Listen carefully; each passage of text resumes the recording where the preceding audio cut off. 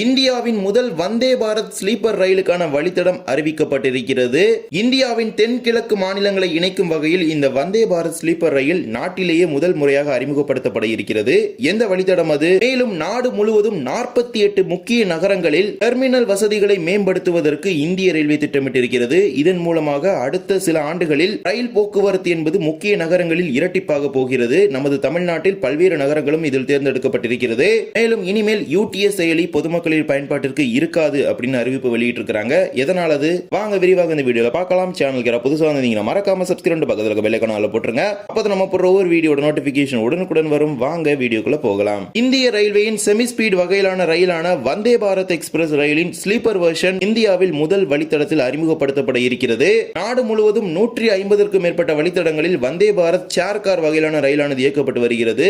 இது பகல் நேர பயணங்களுக்கான வடிவமைக்கப்பட்ட வந்தே பாரத் ரயிலாகும். அதே நேரத்தில் இரவு நேரத்தில் நீண்ட தூரம் பயணிக்கக்கூடிய பயணிகளுக்கு வந்தே பாரத் ரயிலை வழங்கும் வகையில் ஸ்லீப்பர் வெர்ஷனை அறிமுகப்படுத்துவதற்கு இந்திய ரயில்வே முடிவு செய்தது. இந்நிலையில் தான் அதற்கான பெட்டிகள் தயாரிக்கப்பட்டு சுமார் 180 கிலோமீட்டர் வேகத்தில் சோதனை செய்யப்பட்டு தற்போது அது இயக்கத்திற்கு கொண்டு வரப்பட இருக்கிறது. இதற்கான அதிகாரப்பூர்வ அறிவிப்பை நேற்றைய தினம் மத்திய ரயில்வே அமைச்சர் அஸ்வினி வைஷ்ணவ் அவர்கள் வெளியிட்டிருக்கிறார். இந்தியாவின் முதல் வந்தே பாரத் ஸ்லீப்பர் ரயிலானது அஸ்ஸாம் மற்றும் மேற்கு வங்க மாநிலங்களை இணைக்கும் வகையில் இயக்கப்பட இருக்கிறது. கவுஹாத்தி மற்றும் கொல்கத்தா இடையேயான காமாக்யா ஹவுரா வந்தே பாரத் ஸ்லீப்பர் ரயில் மிக விரைவில் பொதுமக்களுடைய பயன்பாட்டிற்காக துவங்கி வைக்கப்பட இருக்கிறது.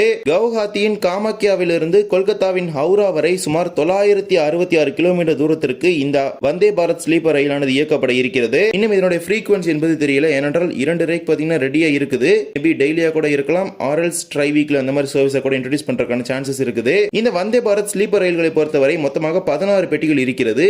இதில் 11 ஏசி 3 டயர் பெட்டிகளும் 4 ஏசி 2 டயர் பெட்டியும் ஒரு ஃபர்ஸ்ட் ஏசி பெட்டி சேர்த்து மொத்தமாக 16 பெட்டிகள் ஃபுல்லி ஏர் கண்டிஷன்டு ட்ரெயின் தான். ஏன்னா வந்தே பாரத்ங்கிறது ஃபுல்லி ஏர் கண்டிஷன் அப்படிங்கிறது நம்ம எல்லாருக்குமே தெரியும். இதுல ஒரு பயணத்தின் போது மொத்தமாக 823 பயணிகள் வரை பயணிக்க முடியும். அதில் 3 டயர் பெட்டியில் 611 பயணிகளும், 2 டயர் பெட்டியில் 188 பயணிகளும், ஃபர்ஸ்ட் ஏசியில் 24 பயணிகள் சேர்த்து மொத்தமாக 823 பயணிகள் வரை இந்த வந்தே பாரத் ஸ்லீப்பர் ரயிலில் பயணிக்க முடியும். வந்தே பாரத் சேர் கார் வகையிலான ரயில்களில் இருக்கக்கூடிய அனைத்து விதமான வசதிகளுமே இந்த வந்தே பாரத் ஸ்லீப்பர் ரயிலுமே இருக்கிறது. குறிப்பாக automatic door, Kavach, talkback unit உள்ளிட்ட பல்வேறு விதமான அதிநவீன வசதிகளும் இந்த வந்தே பாரத் ஸ்லீப்பர் ரயிலில் இருக்கிறது. இந்திய ரயில்வேயின் செமி ஸ்பீட் வகையிலான ரயிலான வந்தே பாரத் ரயிலில் தற்போது ஸ்லீப்பர் வெர்ஷனும் வர இருக்கிறது. இந்த ரயில் சேவை மிக விரைவில் பொதுமக்களுடைய பயன்பாட்டிற்காக பிரதமர் நரேந்திர மோடி அவர்கள் துவங்கி வைக்க இருக்கிறார். அதிகாரப்பூர்வமான தேதி மிக விரைவில் வெளியிடப்படும். கவுஹாத்தி மற்றும் கொல்கத்தாவை இணைக்கும் வகையில் வடகிழக்கு மாநிலங்களை இணைக்கும் வகையில் இந்த ஒரு புதிய வந்தே பாரத் ஸ்லீப்பர் ரயிலை நாட்டிலேயே முதல் முறையாக அறிமுகப்படுத்தப்பட இருக்கிறது.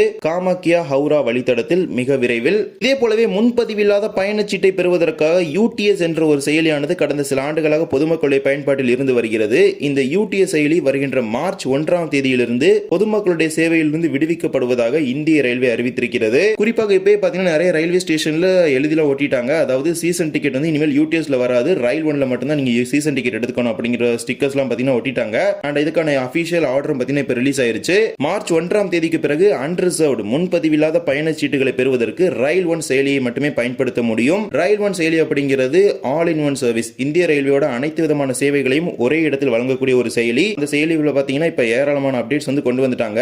சோ அதிலே பாத்தீங்கன்னா unreserved, reservation, platform, food on track இந்த மாதிரி எல்லா ஆப்ஷனுமே இருக்குது. சோ அதிலே ரயில் மதத் கூட இருக்குது. நம்மளுடைய நிறைய கம்ப்ளைண்ட்ஸ் வந்து பதிவு பண்றதுக்கு அந்த ஒரு ரயில் ஒன் அப்ளிகேஷனா இனிமேல் நீங்க அன்ரிசர்வ்டு எடுக்கிறதுக்கு பயன்படுத்தணும் அப்படிங்கிற ஒரு அறிவிப்பை கொடுத்திருக்காங்க. அது மட்டும் இல்லாமல் இந்த ரயில் ஒன்ல அன்ரிசர்வ்டு டிக்கெட் எடுக்கும் பொழுது அதுக்கு போனஸ் கொடுக்க போறாங்க. ஆன்லைன் முன்பதிவில்லாத பயணச்சீட்டு பெறுவதை அதிகரிக்கும் வகையில் 3% போனஸை வழங்க போவதாகவும் இந்திய ரயில்வே அறிவித்திருக்கிறது. குறிப்பாக வருகின்ற ஜனவரி 14ஆம் தேதியிலிருந்து ஜூலை 14ஆம் தேதி வரை இந்த குறிப்பிடப்பட்ட மாதங்களில் நீங்கள் முன்பதிவு செய்யக்கூடிய அனைத்து முன்பதிவில்லாத பயணச்சீட்டுகளுக்கும் 3% போனஸ் வழங்கப்படும் அப்படிங்கிறது வந்து குறிப்பிட்டிருக்காங்க. இப்போவுமே ரயில் ஒன் அப்ளிகேஷன்ல பாத்தீங்கன்னா இந்த ஒரு ஃபெசிலிட்டி வேலட் மூலமா புக் பண்ணும்போது நம்ம பெற முடியும். அதே நேரத்தில் டிஜிட்டல் பேமெண்ட்ஸை யூஸ் பண்ணி நீங்க புக் பண்ணாலும் இந்த 3% போனஸ் வந்து கொடுக்க போறதா தெரிவிச்சிருக்காங்க. எக்ஸாம்பிளுக்கு எடுத்துக்கிட்டீங்கன்னா இப்ப UPI புக் பண்ணீங்கன்னா 3% போனஸ் வந்து இப்ப கொடுக்க மாட்டாங்க. பட் ஜனவரி 14ஆம் தேதிக்கு பிறகு நீங்க புக் பண்ணீங்கன்னா UPI ஆர் எந்த டிஜிட்டல் பேமெண்ட்ல நீங்க புக் பண்ணாலும் 3% டிஸ்கவுண்ட் இந்த ரயில் ஒன் அப்ளிகேஷன்ல அன்ரிசர்வ்டு டிக்கெட்ஸ் கொடுக்க போறாங்க. மார்ச் 1ஆம் தேதிக்கு பிறகு UTS செயலி பொதுமக்களுடைய பயன்பாட்டிற்கு இருக்காது. இப்போதே ரயில் ஒன் செயலியை பதிவிறக்கம் செய்து அதில் லாகின் பண்ணி வச்சுக்கோங்க. இதே போலவே அடுத்த 5 ஆண்டுகளில் நாடு முழுவதும் உள்ள பல்வேறு முக்கிய நகரங்களில் உள்ள ரயில் நிலைய வசதிகளை மேம்படுத்துவதற்கு இந்திய ரயில்வே முடிவெடுத்திருக்கிறது. முக்கிய நகரங்களில் ஓடக்கூடிய ரயில்களின் எண்ணிக்கையை அதிகரிக்கும் வகையில் ரயில்களை இயக்குவதற்கான பல்வேறு விதமான வசதிகளை மேம்படுத்துவதற்கு தற்போது இந்திய ரயில்வே முடிவு செய்திருக்கிறது. வருகின்ற 2030ஆம் ஆண்டு ஆண்டிற்குள் அந்த குறிப்பிடப்பட்டுள்ள முக்கிய ஊர்களில் இருந்து புறப்படக்கூடிய ரயில்களின் எண்ணிக்கை இரட்டிப்பாக்குவதற்கு தற்போது முடிவு செஞ்சிருக்கிறாங்க. நாடு முழுவதும் 48 நகரங்கள் தேர்ந்தெடுக்கப்பட்டிருக்கிறது. அதில் தமிழ்நாட்டில் 2 நகரங்களும் கேரளாவில் ஒரு நகரமும் தேர்ந்தெடுக்கப்பட்டிருக்கிறது. நமது தெற்கு ரயில்வே பொறுத்த வரைக்கும் மொத்தமாக 3 ரயில் நிலையங்கள், தமிழ்நாட்டில் 2, கேரளாவில் 1. குறிப்பாக புதிய டெர்மினல் நிலையங்களை உருவாக்குவது, அதாவது ரயில் நிலையங்களுடைய தேவை என்பது நாளுக்கு நாள் அதிகரித்துக் கொண்டே இருக்கிறது. எனவே ஏற்கனவே இருக்கக்கூடிய ரயில் நிலையம் அனைத்தும் நிரம்புவதால் புதிதாக டெர்மினல் ரயில் நிலையங்களை உருவாக்குவது. எக்ஸாம்பிளுக்கு எடுத்துக்கிட்டீங்கன்னா நம்ம தமிழ்நாட்டில் சென்னையிலே எடுத்துக்கிட்டீங்கன்னா எக்மோர், சென்ட்ரல், தாம்பரம் அப்படின்னு 3 டெர்மினல் இருக்குது. அது பத்தாம இப்ப 4வது ஒரு டெர்மினல் வரப்போகுது. அந்த மாதிரி புதிய டெர்மினல் பார்த்தீங்கன்னா கண்டுபிடித்து அதற்கான வசதிகளை அங்கு மேம்படுத்துவது, புதிய பிட்லைன் அமைப்பது, ஸ்டேபிளிங் லைன், கோச்சிங் டிப்போட், இது போன்ற பல்வேறு விதமான வசதிகளை அதிகரிப்பதற்கு தற்போது இந்திய ரயில்வே முடிவு செய்திருக்கிறது. அதில் ஒரு அங்கமாக தான் நம்ம தமிழ்நாட்டில் சென்னை மற்றும் கோயம்புத்தூர் தேர்ந்தெடுக்கப்பட்டிருக்கிறது. சென்னையை பொறுத்தவரை சென்னை சென்ட்ரல், சென்னை பீச், சென்னையை பொறுத்தவரை சென்னை எழும்பூர், சென்னை சென்ட்ரல், தாம்பரம் மற்றும் புறநகர் ரயில் நிலையங்கள் அனைத்தையும் உள்ளடக்கி நாளொன்றுக்கு சென்னையின் புறநகர் பகுதியில் மட்டும் சுமார் 12,40,000 பயணிகளுக்கு மேற்பட்டோர், சுமார் 12.4 லட்சம் மக்கள் இந்த நிலையங்களை பயன்படுத்தி வருகின்றனர் தினமும். இது மட்டுமல்லாமல் MRTS, பேருந்து சேவைகள், மெட்ரோ உள்ளிட்ட பல்வேறு பொது போக்குவரத்துகளையும் பொதுமக்கள் பயன்படுத்தி வருகின்றனர். இந்நிலையில் தான் வரக்கூடிய ஆண்டுகளில் பொதுமக்களுடைய தேவையை பூர்த்தி செய்யும் வகையில் அம்ரித் பாரத் திட்டத்தின் கீழே பல்வேறு விதமான ரயில் நிலையங்களும் சென்னையில் மறுசீரமைக்கப்பட்டு வருகிறது. குறிப்பாக சென்னை எழும்பூரை எடுத்துக்கொண்டால் விமான நிலையத்திற்கு ஈடான அதிநவீன வசதிகளுடன் கூடிய ரயில் நிலையமாக மாற்றுவதற்கான மேம்பாட்டு பணிகள் தற்போது நடைபெற்றுக் கொண்டிருக்கிறது. குறிப்பாக குளிரூட்டப்பட்ட 2 முனைய கட்டிடங்கள், அதே போலவே பொதுமக்கள் நடைமேடை மாறுவதற்காக 44 லிப்ட், 33 எஸ்கலேட்டர், வாகனங்களை நிறுத்துவதற்கான மல்டி லெவல் பார்க்கிங், இதில் சுமார் 400 கார்கள் வரையிலும் 200 பைக்குகள் வரையிலும் நிறுத்த முடியும். அதே போலவே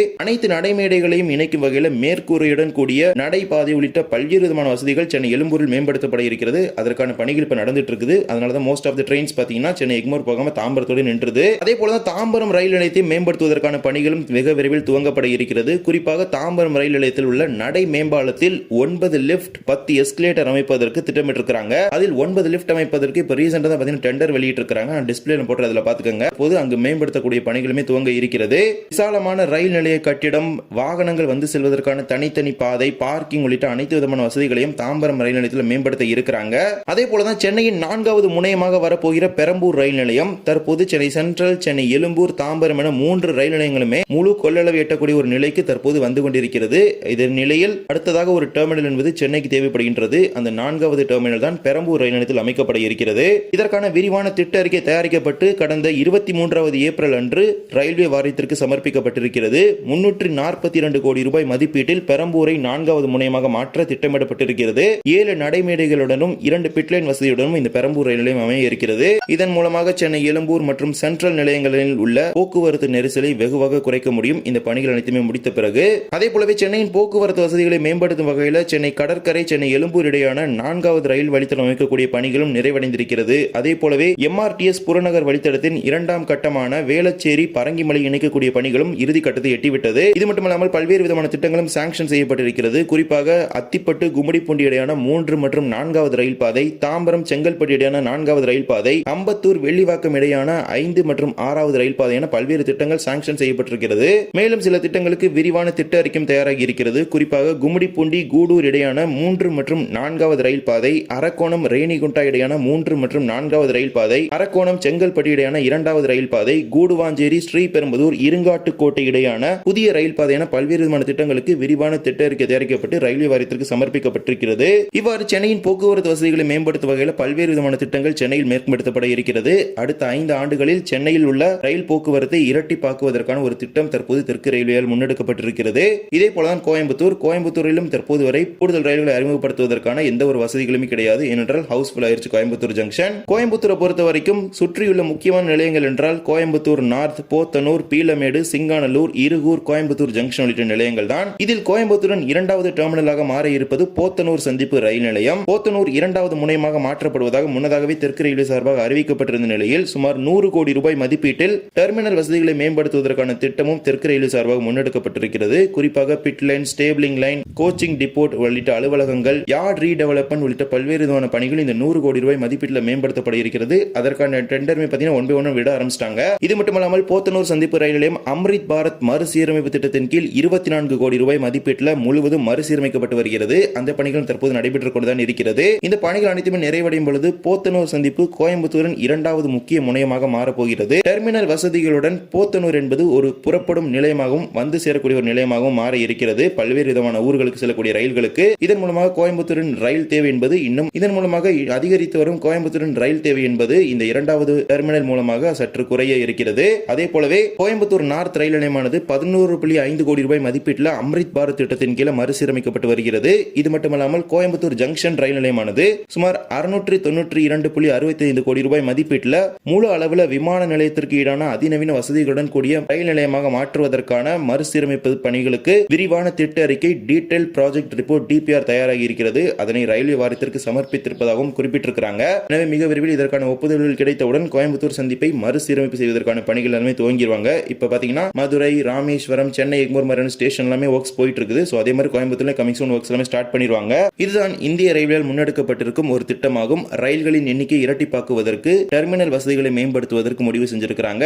அதில் நமது தமிழ்நாட்டில் 2 ரயில் நிலையங்கள் சென்னை மற்றும் கோயம்புத்தூர் தேர்ந்தெடுக்கப்பட்டிருக்கிறது. இந்த ஒரு வீடியோவில் இந்த வீடியோ பிடிச்சிருந்தா மறக்காம like and share and subscribe பக்கத்தில் பெல் ஐகான் போட்டுருங்க. அப்போ நம்ம போடுற ஒரு வீடியோட நோட்டிபிகேஷன் உடனுக்குடன் வரும். இன்னொரு வீடியோ சந்திக்கலாம். தேங்க்ஸ் ஃபார் வாட்சிங்.